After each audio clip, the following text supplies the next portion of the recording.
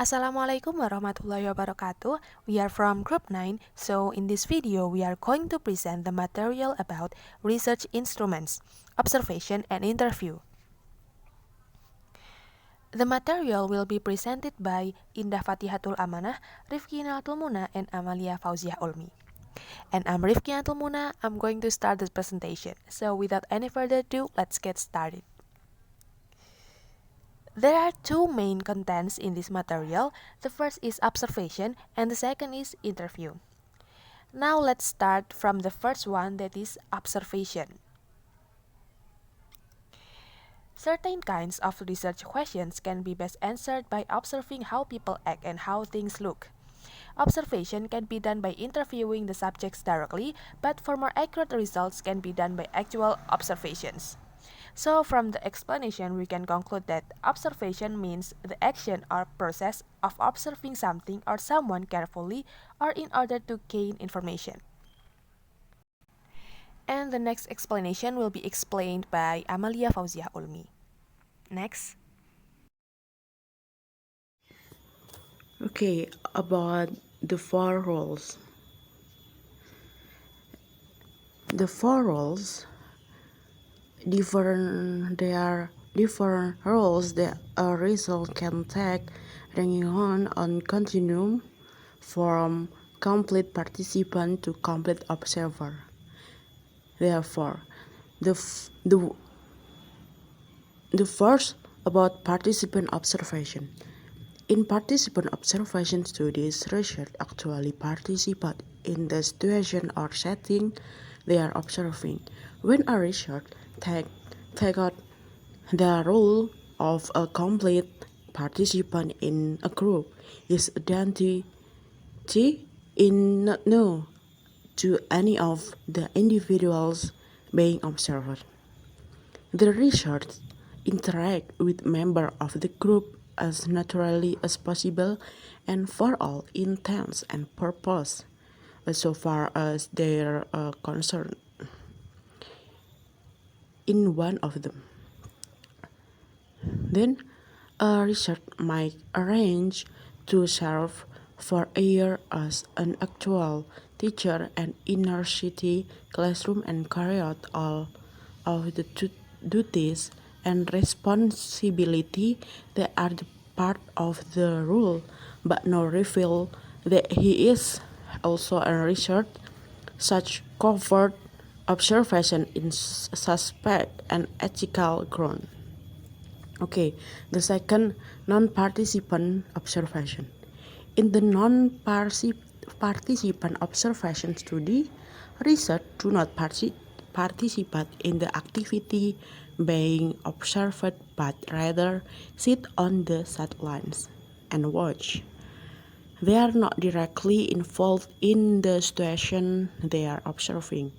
When a researcher uses the role of observer as participant, she identifies herself and research but makes no pretense of actually being a member of the group she is observer.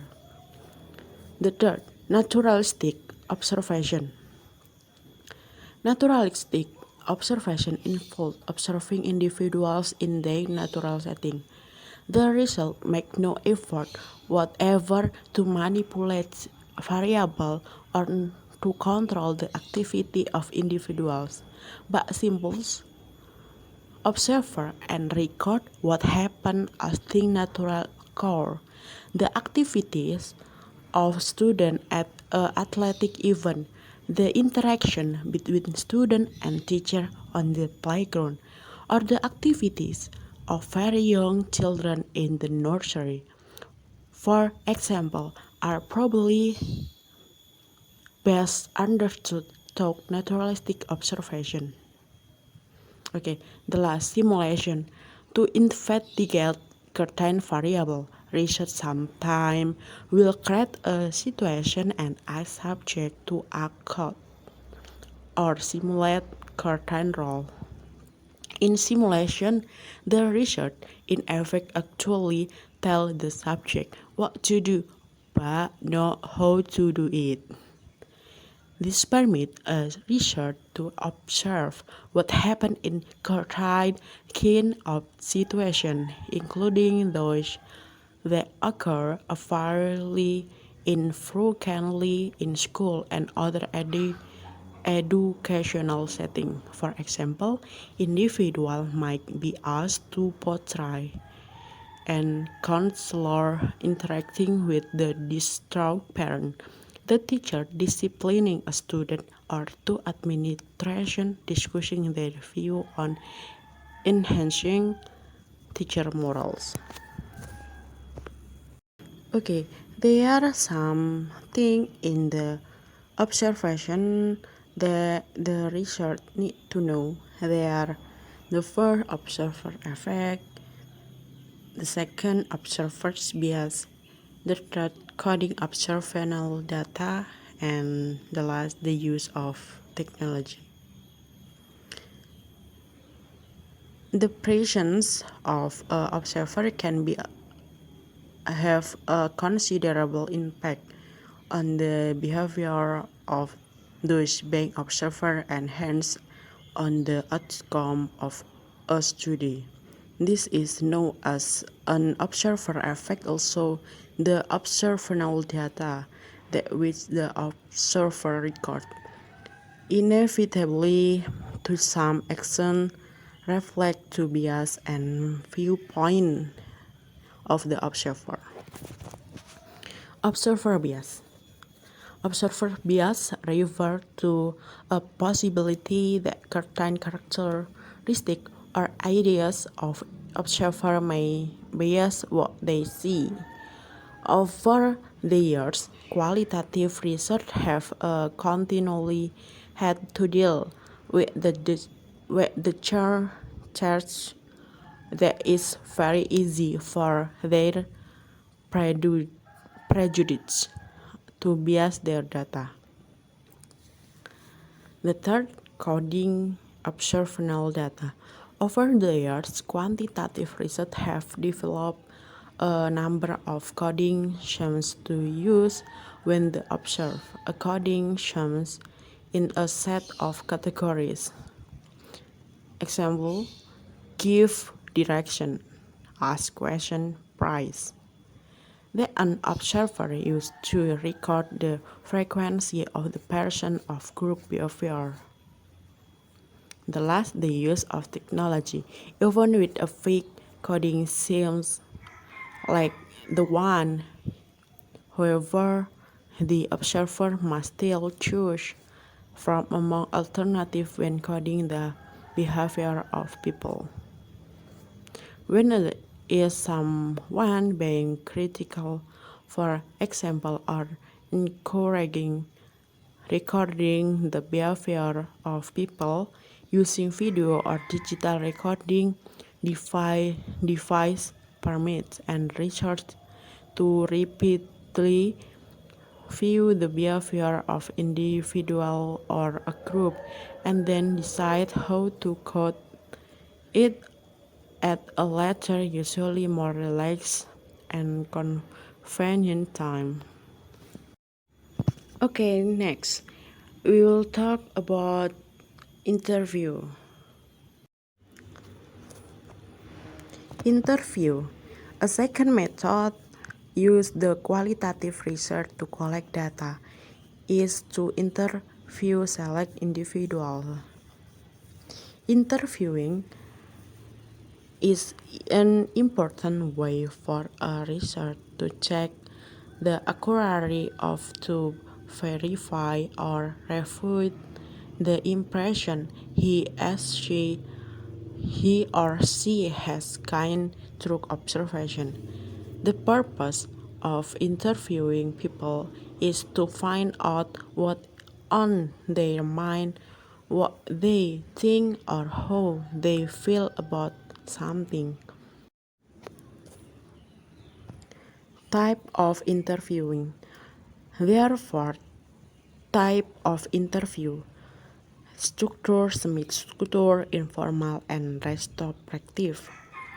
Although these different types often blend and merge into one another. We shall describe these partly in order to clarify how they differ. The first, structure and semi-structure interview. Structure and semi-structure interview are verbal questionnaires. Rather formal, they consist of the series of questions designed to elicit specific answers from respondents. Often they are used to obtain observations that can later be compared and contrasted. The second, informal interview. Informal interviews are much less formal than structured or semi-structured interview. They tend to resemble casual conversation, pursuing an interest of both the researcher and the respondent in turn. They are a most common type of interview in qualitative research. They do not involve any specific type or sequence of question or any particular form or questioning. The primary intent of an informal interview is to find out what people think and how the view of one individual compare with those of another. And last, retrospective interview. Retrospective interview can be structured, semi-structured, and informal. A researcher who conducts a retrospective interview tries to get a respondent to recall and then reconstruct from memory something that has happened in the past. A retrospective interview is the less likely of the four interview types to provide accurate, reliable data for the research. Okay, my name is Indah Fatihatul Amanah. I would like to continue the presentation. The next presentation is about types of interview question. Patton has identified 6 basic types of questions that can be asked of people. Any or all the questions might be asked during an interview. The first type is background. Background questions are routine sort of questions about the background characteristics of the respondent. They include questions about education, previous occupation, age, income, and the like. The next is knowledge. Knowledge questions certain to the factual information as contrasted with opinions, beliefs, and attitudes. Respondent process.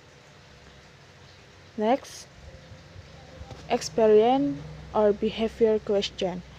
Focus what a respondent is currently doing or has done in the past. Next, opinion or values question. Opinion or values questions are aimed at finding out what people think about some topic or issue. Answer to such question call attention to the respondent's goal, beliefs, attitude, or values. Next, feeling question. Feelings question concern how respondents feel about things. They are directed toward people's emotional responses to their experience. And the last, sensory question. Sensory question focus on what a respondent has seen, heard, tasted, smelled, or touched. Okay, the next slide is about interviewing behavior. A set of expectations exists for all interviews. Here are some of the most important. The first, respect the culture of the group being studied. It will be insensitive. Secondly, respect the individual being interviewed. Those who agree to be interviewed give up time they might spend elsewhere to answer the researcher's question. Next, be natural. Next, develop an appropriate rapport with the participant. Here you have to be careful for dangerous lark. Okay, next, ask the same question in different ways during interview. They enable the researchers to check his or her understanding of what the interview has been saying, and may even shed new light on the topic being discussed. Number 6.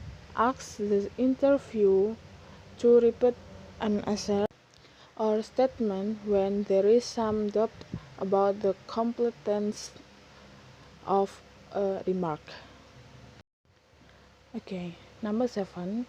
Vary who control the law of communication. In a formal, structured interview, it is often necessary for the researchers to control the asking of question and the pace of the discussion. Okay, number 8. Avoid leading question. Leading questions presume an answer, as in question like, "You wanted to do that, of course." Okay, next, do not ask this dichotomous question, that is, question that permit yes and no answer when you are trying to get a complete picture. Next, ask only one question at a time. Asking more than one question is a common error made by novice interviewers, and you sometimes see this on poorly designed questions as well. Next, listen actively. Experienced interviewers are patient and listen actively from beginning to end in order to evaluate if a participant's answer is sufficient. The last, don't interrupt. This is perhaps the most important features of good interviewing. Don't interrupt participants when they are talking. Okay, the last slide is about focus group interviews. In a focus group interview, the interviewer asks a small group of people. Usually, the people is about 4 to 8 to think about a series of questions.